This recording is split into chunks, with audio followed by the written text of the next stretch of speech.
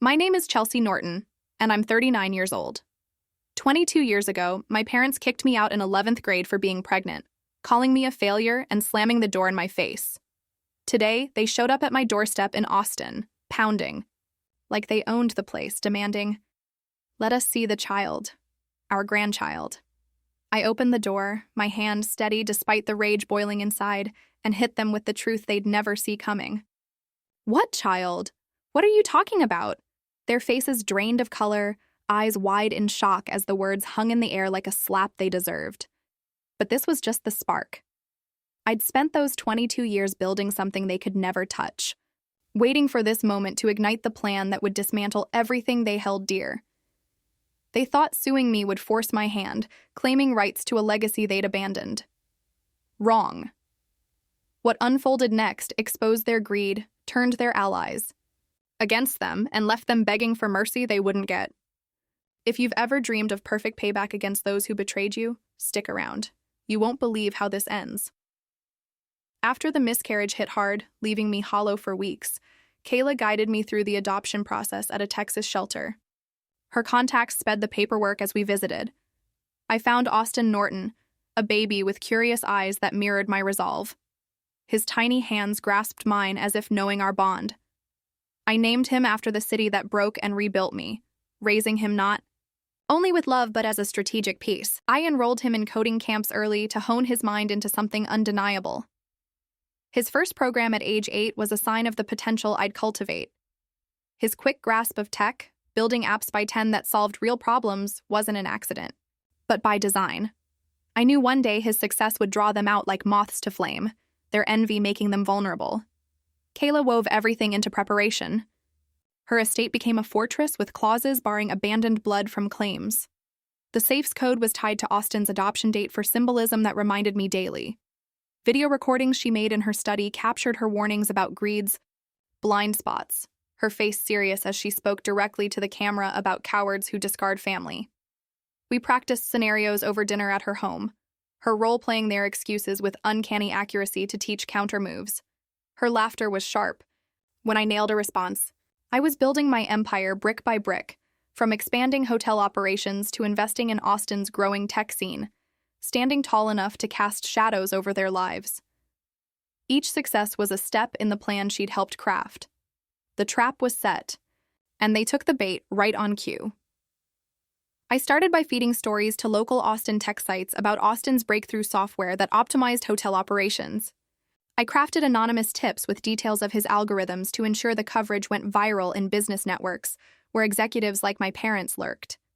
The pieces exploded online within hours, with headlines touting "local whiz kid transforms."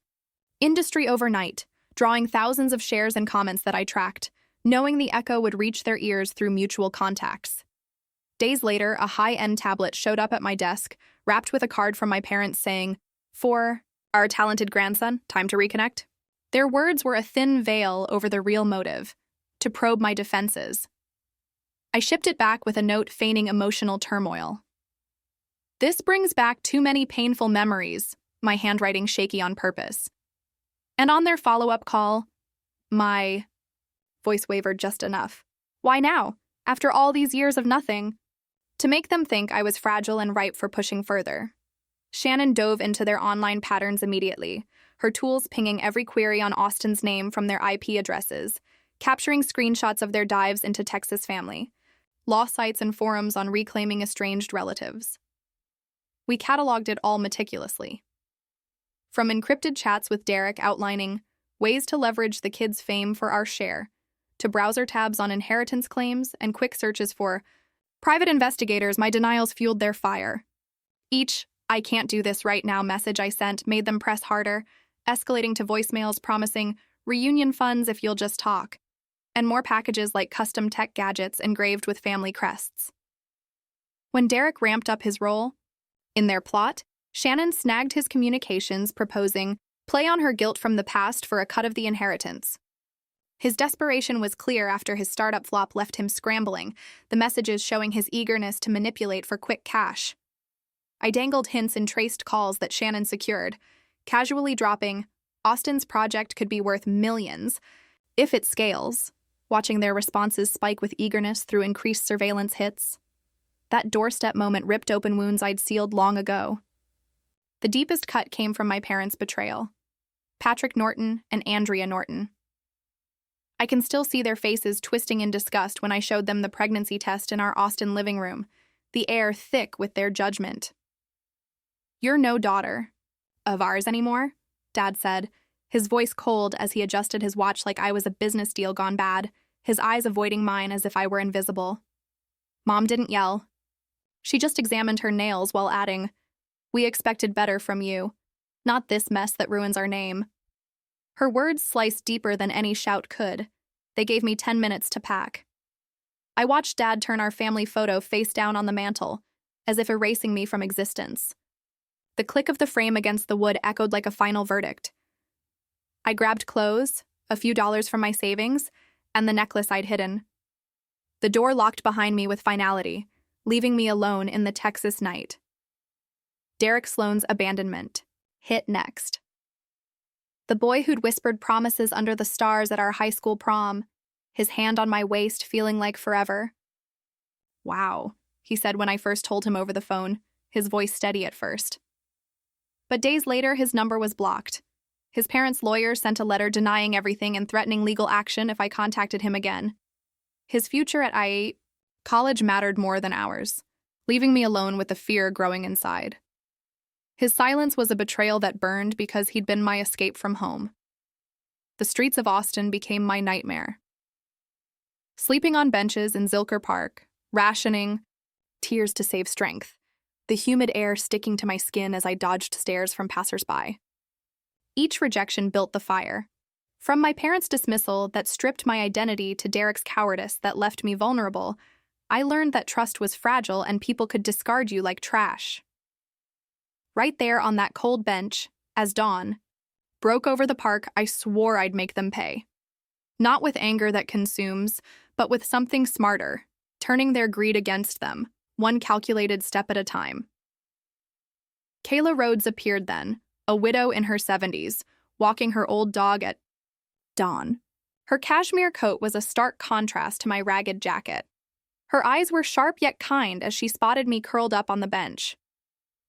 "You're freezing out here, child," she said, her Texas accent warm, seeing through my lies of being fine as I tried to brush her off. She sat with me as I broke down, holding me like I mattered. Her hand on my back was steady when everything else shook. Then she offered, "Come have breakfast with me and Max. No questions asked." Her car smelled of lavender. The drive to her spacious home in downtown Austin felt like escape from the abyss, the heated seats thawing my numb body. Kayla didn't just give me shelter in one of her hotel's spare rooms. She became my mentor, teaching survival and smart revenge over morning coffee. "Build yourself so strong they regret ever letting you go," she'd say. "Use their weaknesses like tools." From hostess at her hotel chain to learning inventory, scheduling, and profit margins in her office, she showed me how to turn pain into power. Her lessons in business masked deeper teachings in patience and payback, preparing me for the day they'd crawl back. Her investigators were already digging into their lives without my knowing. Kayla's lessons became my foundation. She started me as a hostess at her downtown Austin hotel chain, showing me how to read guest faces for weakness and turn complaints into loyalty with calculated charm. Her hands gestured as she explained the power of a well-timed smile. I absorbed every detail, from managing shifts to spotting profit leaks. Not just to survive, but to create an unbreakable shield against anyone who'd hurt me. Each shift taught resilience in the face of demanding patrons. Her office sessions went beyond business, drilling patience as the key to outlasting enemies.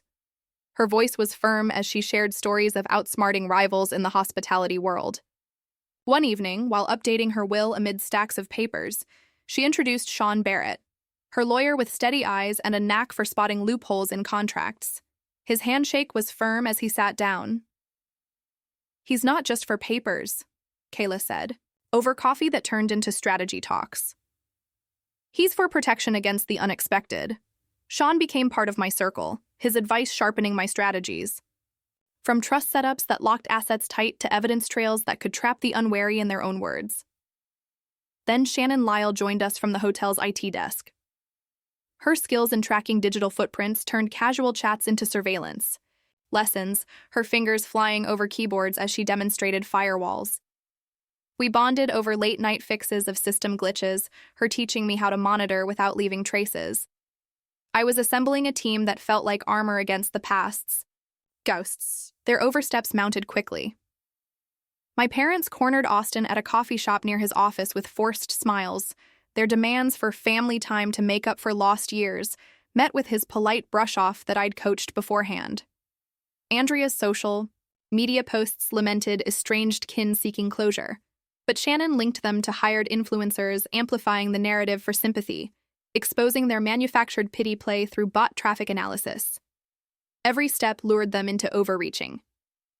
Their mounting aggression was the signal they were primed for the fall, their sloppy emails and calls providing the ammunition I'd use to seal their fate. Their desperation was my leverage. I started sowing distrust by planting anonymous emails through Shannon's untraceable accounts. One to my parents hinting, "Derek is skimming your reunion funds for his own debts." Another to Derek suggesting, "Your parents plan to cut you out once they secure Austin's wealth." Their replies grew erratic.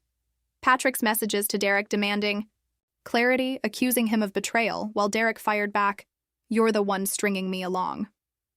I fed the chaos with fake intel, slipping into a call with Andrea that Austin's software patent is valued at $10 million, watching her voice sharpen with greed as she whispered to Patrick about our stake.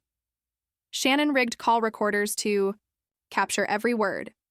Their threats escalated from, "You owe us family access," to "We'll sue for what's ours if you keep dodging." Derek's voicemails grew bolder, his tone slimy as he pushed. "Think of Austin's future, Chelsea. I'm his father after all." Oblivious to the trap snapping shut. I leaked a doctored document to their lawyer, a mock trust fund clause implying Austin's wealth was tied to my approval alone, sparking their frantic emails about forcing a settlement. Shannon's tools snagged. Every piece from Patrick's late-night searches for Grandparent Rights Texas to Derek's encrypted chats with a shady consultant about pressuring emotional weak spots. I kept my responses hurt. "I'm not ready to talk." Each refusal stoked their impatience, pushing them to overplay their hand. Their mistrust peaked when Patrick confronted Derek in a recorded call. "You're playing us for fools," while Derek snapped, "You never trusted me from the start." The breaking point came fast. Their lawyer filed a lawsuit for grandparent visitation and inheritance claims, citing familial bonds that never existed. Shannon intercepted the court filing, her analysis revealing sloppy errors that Sean pounced on, crafting counter-documents to expose their lies. My parents' final move was a public post on an Austin business forum, pleading for sympathy with, "We just want our grandson back." But Shannon traced it to a hired PR firm. The evidence was stacking higher. Their reckless demands were crumbling under their own words, the noose tightening around their plan. The stage was lit, and their downfall was about to begin. Austin's keynote at the Austin Tech Summit, packed with industry leaders and cameras, opened with a nod to chosen family. His voice was steady as he stood in a sharp blazer, not a suit, signaling his own path. I'd coached him to start broad, speaking of loyalty over blood, setting the tone as eyes locked on the front row table where my parents, Patrick Norton and Andrea Norton, sat with Derek. Their polished appearances masked the greed I'd baited. The screen behind Austin flared to life with Kayla's video. Her face commanded silence as she declared, "Family is who stands by you, not who claims you when you shine." The crowd leaned in. My parents' smiles tightened as she called out, "Cowards who discard their own," her words aimed at those who'd abandoned me. Next came the legal blow. Sean stepped to the podium with a folder, his tone clinical as he displayed the document they'd signed 22 years ago, projected in bold text. "We, Patrick Norton and Andrea Norton, relinquish all rights to Chelsea Norton and any offspring, born or unborn." Gasps rippled through the room. Phones raised to capture their signatures, undeniable and damning. Then came the emails. Shannon's intercepts flashed across the screen, showing their plot to leverage Austin's fame and Derek's push to play her guilt for millions. Their own words exposed their conspiracy. The final strike was my voice, calm but cutting, as I stood and faced them. You demanded my child, but there was no child. You drove me to a miscarriage with your cruelty, and Austin is my adopted son, not your blood. The room erupted in murmurs. Their faces collapsed under the weight of the truth. No grandchild to claim, no wealth to seize. Security moved in as Sean announced emergency restraining orders served, on the spot to Patrick, Andrea, and Derek, barring them from contact. Their humiliation was broadcast live on Austin's tech feeds. I watched them escorted out, their heads bowed under the crowd's judgment. My satisfaction was cold and absolute. Knowing their empire of lies had crumbled before the world, their collapse was only the beginning. The fallout from the Austin Tech Summit spread like wildfire across local networks, with clips of Patrick Norton and Andrea Norton's exit, heads bowed under security's escort, racking up millions of views on Twitter within days. Their small real estate firm lost 3 major contracts overnight, clients citing reputational risk as the video trended under hashtags exposing their greed. By the next week, their company's board ousted Patrick as chairman. His decades of connections were severed when partners distanced themselves from the scandal. They sold their Austin home at a loss, a modest ranch compared to their former status, and relocated to a cramped condo in Scottsdale. Their social circle shrank as neighbors whispered about their disgrace. Derek's fate was bleaker. His emails to my parents, flagged by Shannon's contacts at a local accounting firm, tipped off the IRS to his hidden offshore accounts. A federal audit hit him hard, uncovering $500,000 in unpaid taxes, leading to charges that promised up to 3 years behind bars. I offered no leniency. My silence was a deliberate choice as their worlds unraveled. Their pleas for mediation were ignored, while Sean ensured their legal challenges against Kayla's will collapsed in court. The legacy I launched, the Kayla Rhodes Foundation for Young Women, became my triumph. Funded with $1 million from her estate to support single mothers in Texas with housing and job training. At the opening event, surrounded by grateful faces, I turned to Sean, pulling a ring from my pocket. "Will you make this family official?" I asked, my voice steady. His grin was wide as he accepted, Austin cheering beside us. The foundation's first grant went to a 19-year-old coder, her toddler in tow, her eyes bright with the hope I'd once lost. Revenge served cold is the sweetest, a lesson carved into my core. You protect yourself by building a life so strong it outshines those who tried to break you. My parents wanted my child for their gain. They got nothing. Derek wanted redemption without accountability. He got prison. And me? I got everything they said I'd never have. A family built on love, not blood. A legacy that honors the woman who saved me.